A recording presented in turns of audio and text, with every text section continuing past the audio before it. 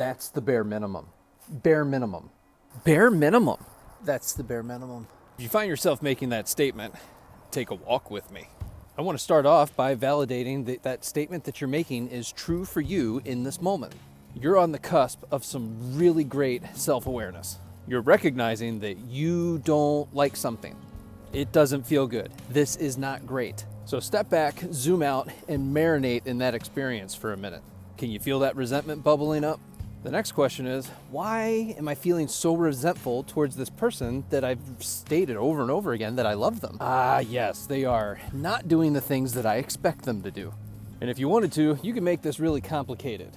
Attachment styles have entered the chat. But for our purposes today, let's keep it really simple and focus on our unmet expectations.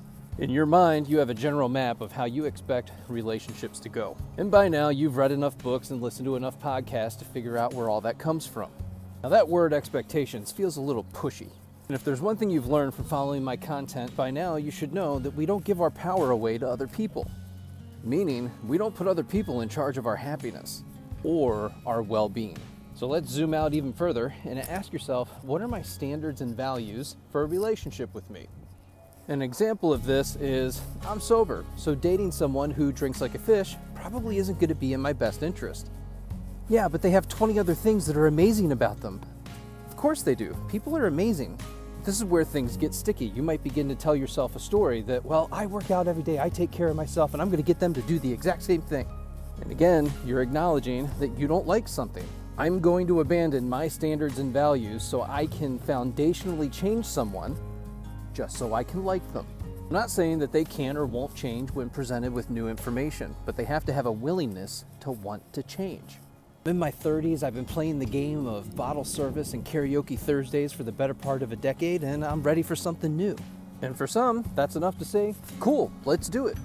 That aligns with my standards and values, and I'm willing to take things slow to see what behaviors manifest in this relationship.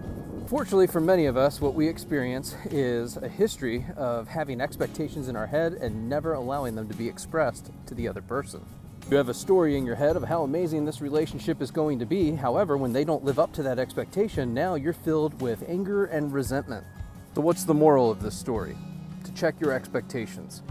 To be more honest with yourself about how people are showing up in relationships. Are their behaviors lining up with their words and promises? Now, the biggest problem is this actually reduces the amount of people that are going to be available to you, which is actually a really good thing depending on your intentions for dating.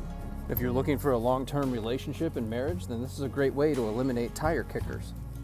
It also ends up boosting your self-esteem and self-worth. How, you might ask? Because you're saying no to the things that aren't for you early on. And this is what conscious dating looks like. You zoom out, you evaluate the situation, you see if it aligns with your goals, values, and standards, and if it doesn't, it's a handshake, see you later, high five, thank you very much, good luck.